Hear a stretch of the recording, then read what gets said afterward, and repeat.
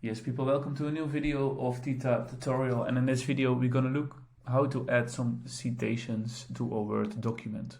So if you want to thank me, please subscribe to this channel. That would really help me a lot. And then now we go look to the citations. Let's add some citations. We are in the home and we want to add a citation like here. Yes, so we go edit and we go to references. That's the first thing we have to do, and then we have to go to citations. Insert citations, then you add it directly. But if you want to change the format of the citations, we have APA, you have Chicago, you have different citations.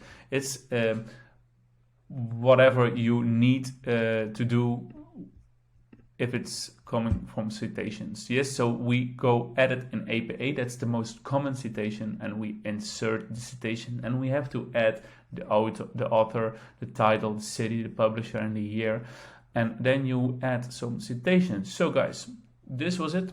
Hope you think this was helpful. See you in the next video. Thank you. Bye bye.